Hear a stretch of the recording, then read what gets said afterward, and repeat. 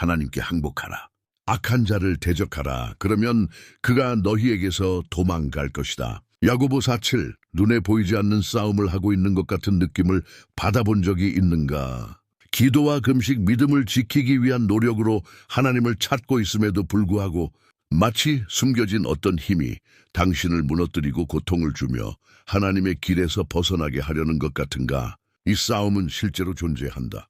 이는 영적인 대결이다. 우리의 적, 즉 원수는 어디를 공격해야 하는지 정확히 알고 있다. 하지만 좋은 소식이 있다. 악한 자는 하나님의 진리에 저항할 수 없다.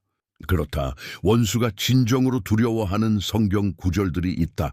당신이 확신과 권위로 이 말씀들을 선포할 때 원수는 물러날 수밖에 없다.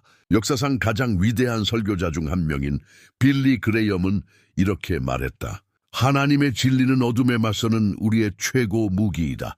정확한 순간에 올바른 말씀을 사용할 때 우리는 하나님의 전신갑주로 무장한 참된 영적 전사가 된다. 그래서 당신은 원수가 절대 듣기 싫어하는 5가지 성경 구절을 알게 될 것이다. 이 말씀들은 자유를 가져오고 영을 강하게 하며 마음을 새롭게 하고 무엇보다도 우리를 하나님의 능력에 연결해준다.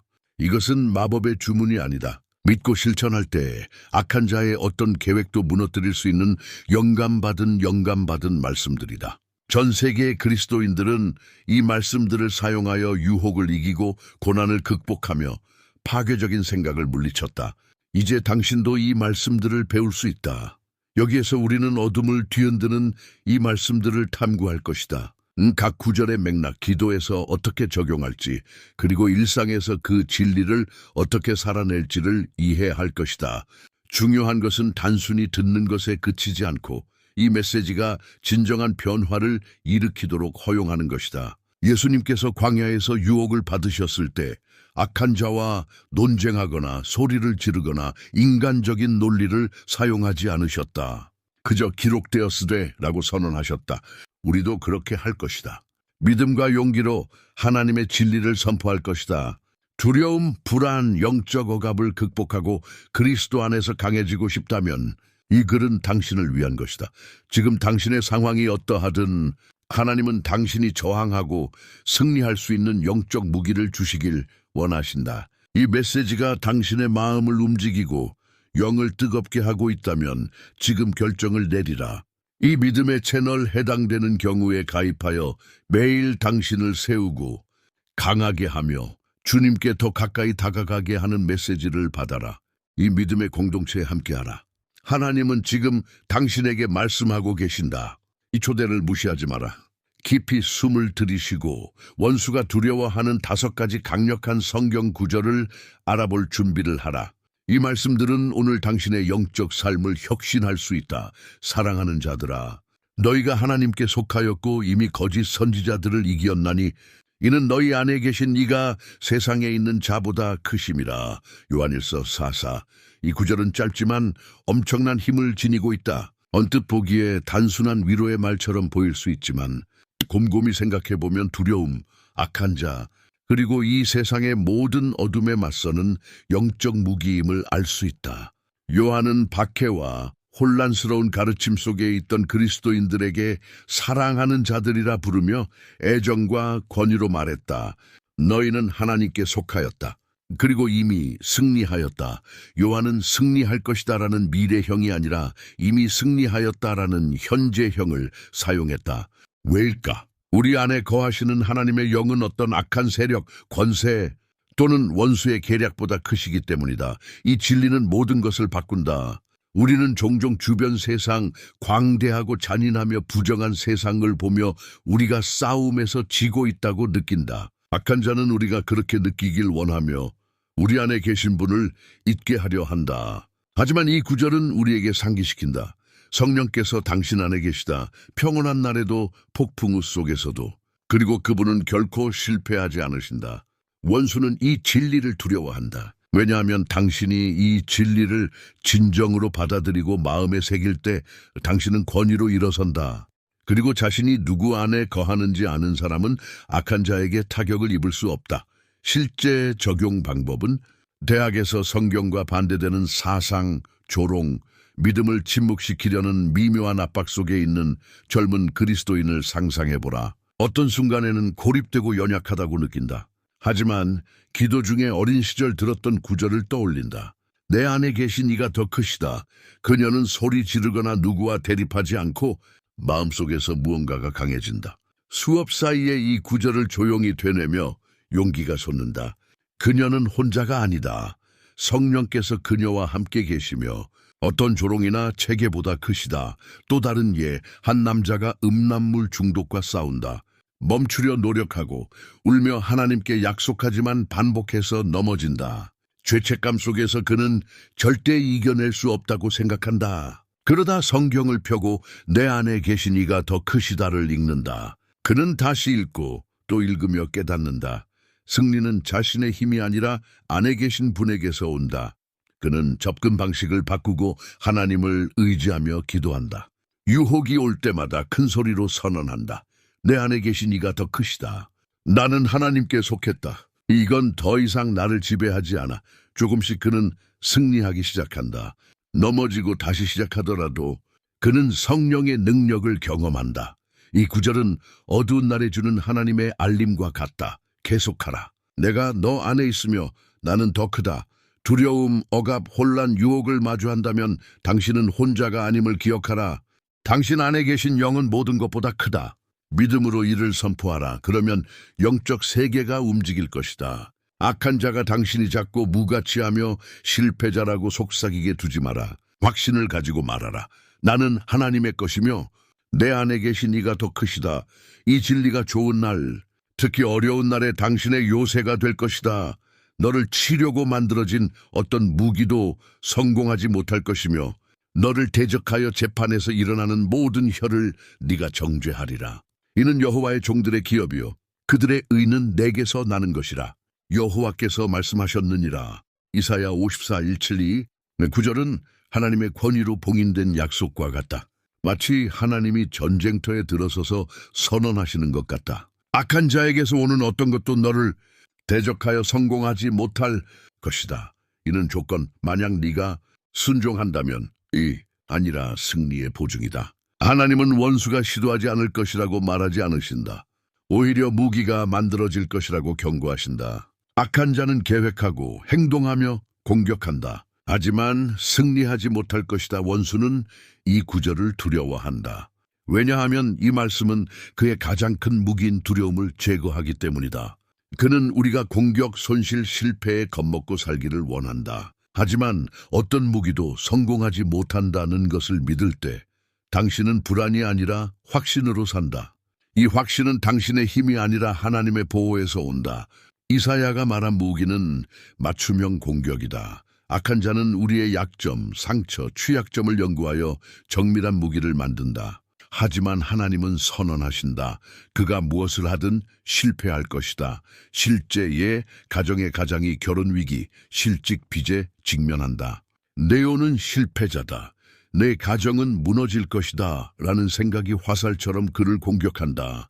이 거짓을 믿으면 그는 가라앉는다. 하지만 눈물 속에서도 그는 일어나 선언한다. 나를 치려고 만든 어떤 무기도 성공하지 못한다. 나는 여호와의 종이다. 상황이 즉시 바뀌지 않을 수 있지만 하나님의 약속은 그를 강하게 한다. 그는 혼자 싸우는 것이 아니다. 하나님이 그를 위해 싸우신다. 또 다른 예, 직장에서 부적절한 제안, 죄로의 유혹, 아니요 라고 말하는 것에 대한 조롱을 받는 젊은 그리스도인 여성. 그녀는 이사야 54:1-7을 묵상하고 선언한다. 나를 대적하여 일어나는 것은 아무것도 성공하지 못한다. 나는 주님께 속했다. 이 확신은 그녀를 보호하고 영을 강하게 하며 원수는 물러난다. 왜냐하면 믿음으로 저항하는 자를 견딜 수 없기 때문이다. 손실, 배신 또는 내적 공격을 마주한다면 이 약속이 당신의 것임을 기억하라. 당신은 피해자가 아니라 보호받는 자이다. 승리는 당신의 노력에서 오는 것이 아니라 하나님에게서 온다. 이 구절을 선포하고 적어두고 자녀들에게 가르쳐라. 원수는 이 진리에 굳게 서 있는 그리스도인을 두려워한다. 왜냐하면 그는 그러한 마음을 이길 수 없음을 알기 때문이다. 그러므로 하나님께 항복하라. 악한 자를 대적하라. 그러면 그가 너희에게서 도망갈 것이다. 야고보 4:7. 이 구절은 성경에서 가장 직설적이고 도전적인 말씀 중 하나로 원수가 두려워하는 이유가 있다. 이는 제한이 아니라 약속이 담긴 명령이다. 악한 자는 도망갈 것이다. 핵심은 두 가지로 나뉜다. 먼저 하나님께 항복하고 그 다음 악한 자를 대적하라. 대적할 권위는 우리의 힘이 아니라 하나님의 뜻 아래 사는 데서 온다. 항복은 하나님께 순종하고 말씀을 실천하며 그분의 주권을 인정하는 것을 의미한다. 이를 하지 않고 악한 자를 대적하려는 것은 소용없다. 실제 어떤 사람이 부정한 생각에 사로잡혀 마치 사슬에 묶인 듯 고통받는다. 그는 연약하고 무가치하다고 느낀다. 어느 날 야고보 4:7을 듣고 진심으로 하나님께 돌아가기로 결심한다. 그는 기도하고 금식하며 말씀으로 돌아간다. 하나님께 항복하며 믿음으로 일어나 말한다. 예수님의 이름으로 나는 악한 자를 대적한다. 무슨 일이 일어나는가? 원수는 도망간다. 왜냐하면 말씀은 분명하다. 그는 망설이거나 더 싸우지 않고 도망간다. 또 다른 믿음 때문에 학교에서 따돌림을 당하는 젊은 그리스도인. 원수는 너는 약하다, 절대 어울릴 수 없다고 속삭인다. 그는 이를 믿기 시작하며 자신감을 잃는다. 하지만 지도자가 야고보 4:7을 나누며 그는 깨닫는다. 나는 대적할 수 있다. 그는 방역하지 않고 그리스도 안에서 자신이 누구인지 굳게 서서 선언한다. 나는 하나님께 사랑받는다. 악한 자를 대적하니 그는 도망갈 것이다. 점차 억압이 줄어들고 그는 힘을 되찾는다. 대적한다는 것은 소리 지르는 것이 아니라 영적 결정을 내리는 것이다. 죄에 굴복하지 않고 거짓의 문을 닫고 진리로 비난을 잠잠하게 하는 것이다. 이는 하나님께 항복할 때만 효과가 있다. 원수는 하나님 안에서 자신의 권위를 아는 그리스도인을 두려워한다. 왜냐하면 그들은 지배당하지 않고 말씀의 믿음으로 지배하기 때문이다.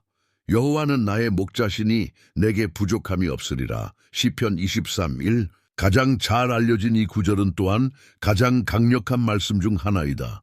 믿음으로 사는 이들에게 이는 하나님에 대한 절대적인 신뢰의 선언이다. 원수는 이를 두려워한다. 왜냐하면 그는 두려움, 불안, 불확실성 속에서 번성하기 때문이다. 이 시편의 저자 다윗은 아마도 갈등과 불확실성 속에 있었지만 이렇게 선언했다. 여호와는 나의 목자시니 내게 부족함이 없으리라. 비결은 누가 목자인가에 있다. 우리를 이름으로 아시는 전능하신 여호와 하나님이다. 여호와는 나의 목자라고 말하는 것은 나는 혼자가 아니다. 방향, 보호, 공급이 있다고 선언하는 것이다. 이는 어둠을 뒤흔들며 원수는 우리가 모든 것을 잃을까 봐 두려움에 마비되길 원한다. 하지만 이 선언은 그의 거짓을 거부한다. 실제에 홀어머니가 자녀를 부양하기 위해 고군분투한다. 청구서가 쌓이고 미래는 불확실해 보인다. 힘든 밤 그녀는 기도한다. 주님, 내가 원하는 모든 것을 가지지 못했지만 주님이 계십니다. 나의 목자로서 내게 부족함이 없을 줄 믿습니다. 이 기도는 즉시 모든 것을 해결하지 않을 수 있지만 그녀의 마음에 빛을 밝힌다. 다음 날 누군가가 도움을 주거나 기회가 생기거나 설명할 수 없는 평안이 그녀를 감싼다. 그녀는 깨닫는다. 하나님의 돌보심은 결코 실패하지 않는다. 또 다른 감정적으로 길을 잃고 방향을 잃은 사람. 시편 23을 읽으며 기도한다. 주님, 나의 목자로서 나를 인도하소서. 며칠 후 문이 열리고 혼란이 평안으로 바뀐다. 이는 선한 목자의 손길이다. 이 구절은 겸손을 요구한다. 우리가 목자를 필요로 함을 인정하는 것은 우리 혼자 할 수 없음을 고백하는 것이다. 원수는 교만에 묶인 사람들을 좋아하지만 하나님의 돌보심에 항복하는 사람 앞에서 떤다. 선언하라. 여호와는 나의 목자시다. 이를 적고 자녀들에게 가르치며 위기 속에서 선언하라. 당신이 일을 할수록 믿음이 자라며 원수는 물러난다. 바울이 돌이켜 그 영을 꾸짖어 이르되 내가 예수 그리스도의 이름으로 내게 명하노니 그녀로부터 나오라 하니 그 즉시 나가니라. 사도행전 16:18. 이 구절은 강력한 영적 순간을 보여준다. 바울은 빌립보에서 귀신 들린 소녀로부터 며칠간 따라다니며 괴롭힘을 당했다. 성령으로 충만한 바울은 명령한다. 예수 그리스도의 이름으로 그녀로부터 나오라. 그러자 그 영은 즉시 떠난다. 원수는 이 구절을 두려워한다. 왜냐하면 이는 하나님의 자녀가 예수의 이름으로 가진 권위를 드러내기 때문이다. 모든 무릎을 꿇게 하는 이름이다. 빌립보서 2:12. 권위는 미신이나 의식이 아니다.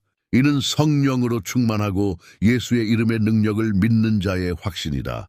바울은 과시하지 않고 영적 확신으로 행동했고 영적 세계는 떨었다. 실제에 한 남자가 집에서 끊임없는 다툼, 혼란, 무거운 분위기를 느낀다. 그는 영적 힘이 작용함을 감지한다. 어느 새벽 그는 집 안을 걸으며 선언한다. 예수 그리스도의 이름으로 혼란과 분열의 모든 영은 지금 떠나라. 이 집은 예수님께 속한다. 분위기가 바뀌고 다툼이 줄어들며 평안이 돌아온다. 왜냐하면 믿음으로 선포된 예수의 이름은 어둠을 몰아내기 때문이다. 또 다른 예, 반복되는 악몽과 밤의 두려움으로 고통받는 그리스도인 여성. 지쳐서 어느 밤 그녀는 일어나 선언한다. 예수님의 이름으로 모든 억압의 영은 지금 떠나라. 나는 어린 양의 피로 씻김 받았다. 초자연적인 평안이 그녀를 감싸며 예수의 이름은 어둠에 맞서는 빛이기 때문이다. 많은 그리스도인이 자신이 악을 꾸짖을 권세가 있음을 모르고 조용히 고통받는다. 원수는 우리가 포로로 살기를 원하지만 이 구절은 우리가 하나님 나라의 대사임을 보여준다. 권위는 믿음과 하나님과의 교제에서 온다. 큰 소리로 외치거나 복잡한 말을 사용할 필요는 없다. 믿음으로 하나님과 동행하는 것이다.